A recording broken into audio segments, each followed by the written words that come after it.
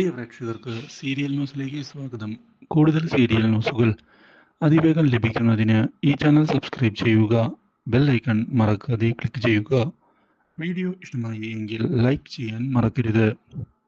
കാര്യങ്ങൾ കൈവിട്ടുപോയി എന്നുള്ള കാര്യം മനസ്സിലാക്കിയതിനെ തുടർന്ന് ഇനിയും ഇങ്ങനെ നോക്കി നിന്നിട്ട് യാതൊരു ഉപകാരവും ഉണ്ടാവുകയില്ല എന്നുള്ള തിരിച്ചറിവ് ഉണ്ടായിരിക്കുകയാണ് ഗായത്രിക്ക്. ഇതോടെ ഗായത്രി കാര്യങ്ങളിൽ ഇടപെടാനുള്ള തീരുമാനം എടുത്തുകൊണ്ട് മുന്നിലേക്ക് വരികയാണ്. ഇതിന്റെ ഭാഗമായി തിരികെ വീട്ടിലേക്ക് പോകാൻ ഗായത്രി തയ്യാറാകുന്നു.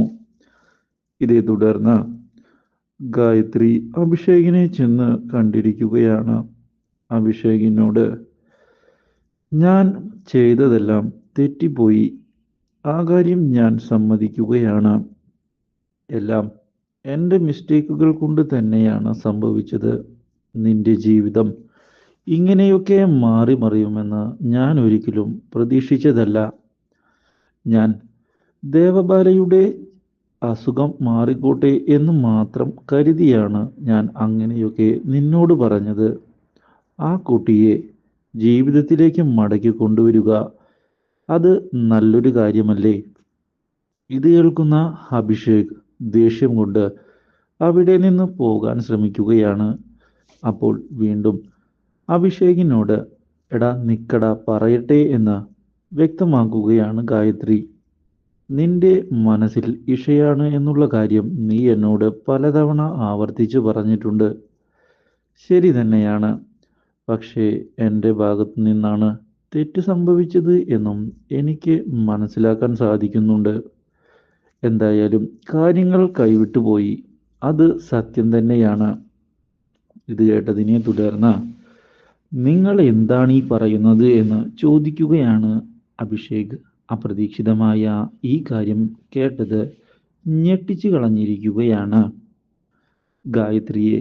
ഒരിക്കലും അഭിഷേകിന്റെ ഭാഗത്ത് നിന്ന് ഇങ്ങനെയൊരു പൊട്ടിത്തെറി അവർ പ്രതീക്ഷിച്ചിരുന്നില്ല. ഇതേ തുടർന്ന് ഒരുപക്ഷെ ജയരാമൻ പറഞ്ഞത് ശരി തന്നെയായിരിക്കും. നിങ്ങൾ കാരണമായിരിക്കും എൻ്റെ അച്ഛൻ മറ്റൊരു വിവാഹം കഴിച്ചത്. അല്ലെങ്കിൽ എങ്ങനെയാണ് 100 പ്രാവശ്യം ഞാൻ പറഞ്ഞിട്ടും അത് കണക്കിലെടുക്കാതെ നിങ്ങൾ എൻ്റെ തലയിലേക്ക് ദേവബാലയെ കെട്ടിവെക്കാൻ തയ്യാറാവുക? ഇപ്പോൾ അവൾ ഒഴിഞ്ഞു പോകാൻ പോലും തയ്യാറാകാതെ എൻ്റെ തലയിൽ തന്നെ ഇരിപ്പാണ്.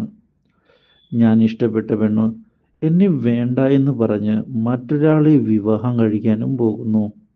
ഇപ്പോൾ നിങ്ങൾക്ക് സന്തോഷമായോ? നിങ്ങൾ ആഗ്രഹിച്ചതുപോലെ തന്നെ കല്യാണം നടന്നില്ലേ? എൻ്റെ ജീവിതം തകർന്നില്ലേ? നിങ്ങൾ സന്തോഷിക്കേ? അച്ഛൻ പറഞ്ഞത് ശരി തന്നെയാണ് എന്ന് പറയുകയും ചെയ്തത് ഗായത്രിക്ക് അപ്രതീക്ഷിതമായ തിരിച്ചടിയായി മാറിയിരിക്കുകയാണ്.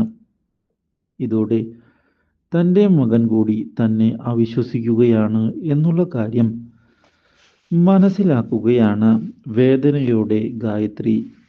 പക്ഷേ താൻ ഇനി വിട്ടുകൊടുക്കാൻ തയ്യാറല്ല എന്നുള്ള തീരുമാനത്തിൽ ഉറച്ചു നിൽക്കുന്ന ഗായത്രി അവിടേക്ക് കടന്നു വരികയും ഞാൻ നിന്റെ ജീവിതം ഇങ്ങനെയാക്കിയെങ്കിൽ അതിന് പരിഹാരം കാണേണ്ടതും എൻ്റെ ചുമതല തന്നെയാണ്. ഞാൻ സംസാരിക്കാം അവരോട്, ഈ ലോകത്തോട് തന്നെ വിളിച്ചു പറയാം അവൾ നിന്റെ ഭാര്യയല്ല എന്നുള്ള കാര്യം. ഇത് കേൾക്കുന്ന അഭിഷേക് ഇനി എന്ത് കാര്യമാണ് അങ്ങനെ ചെയ്തിട്ട്? എനിക്ക് നഷ്ടപ്പെടാനുള്ളതിൻ്റെ പരമാവധി നഷ്ടപ്പെട്ടു കഴിഞ്ഞു. ഇനി ഒരിക്കലും എൻ്റെ ജീവിതത്തിലേക്ക് ഇഷ തിരിച്ചു വരില്ല. ഇനി നിങ്ങൾ ഇതൊക്കെ വിളിച്ചു പറഞ്ഞിട്ട് എന്ത് മാറ്റമാണ് ഉണ്ടാവുക? നിങ്ങൾ തന്നെ ഒന്ന് ആലോചിച്ചു നോക്കൂ. കാര്യങ്ങൾ മനസ്സിലാക്കാൻ ശ്രമിക്കൂ, എന്നിട്ട് പറയൂ. ഞാൻ ഒരുപാട് തവണ കഷ്ടപ്പെട്ടപ്പോൾ ഞാൻ പലതവണ നിങ്ങളോട് ആവശ്യപ്പെട്ടതാണ് ഈ സത്യങ്ങളെല്ലാം വിളിച്ചു പറയണമെന്ന്. അപ്പോഴെല്ലാം നിങ്ങൾ ആ ദേവബാലയുടെ കൂടെയാണ് നിന്നത്. ഇനിയും നിങ്ങൾ അങ്ങനെ തന്നെ ചെയ്യുകയാണ് വേണ്ടത്. എന്നെ തള്ളിക്കളയണം. നിങ്ങൾ ദേവബാലയുടെ കൂടെ തന്നെ നിൽക്കണം. ആ കുട്ടിയെ സംരക്ഷിക്കണം. പോരെ? ഞാനിനി എൻ്റെ ജീവിതം എൻ്റെ ഇഷ്ടം പോലെ ജീവിച്ചു തീർത്തുകൊള്ളാം.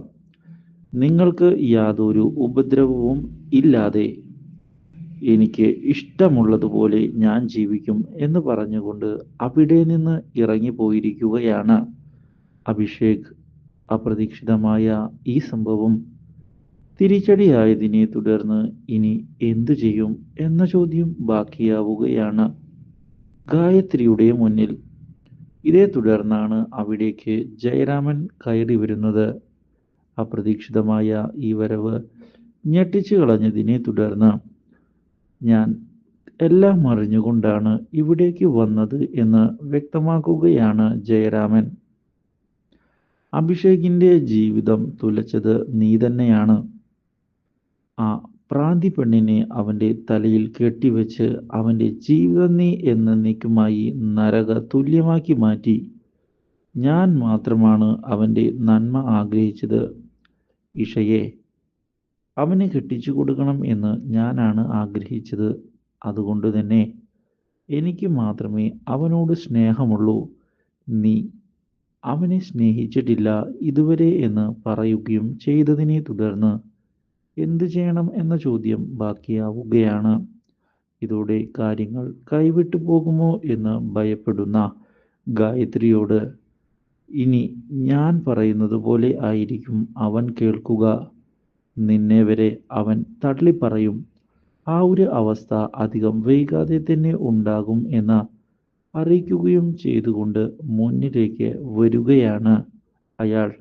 ഇതോടെ ആകെ പകച്ചു പോകുന്ന ഗായത്രി ഇതേ തുടർന്ന് ദേവരാജനെ ചെന്ന് കാണുകയും ചെയ്യുന്നു. ദേവരാജനോട് ഇനി എങ്ങനെയാണ് കാര്യങ്ങൾ മുന്നോട്ട് കൊണ്ടുപോകേണ്ടത് എന്ന് ചോദിക്കുകയും തൻ്റെ മകനെ രക്ഷിക്കണമെന്നും ഇനിയും അവനെ ഈ അവസ്ഥയിൽ കാണാൻ എനിക്ക് താല്പര്യമില്ല എന്ന് വ്യക്തമാക്കുകയും ചെയ്തിരിക്കുകയാണ് ഗായത്രി. അപ്രതീക്ഷിതമായ ഗായത്രിയുടെ വാക്കുകൾ ഞെട്ടിച്ചു കളഞ്ഞിരിക്കുകയാണ് ദേവരാജനെ. Do like, share and subscribe.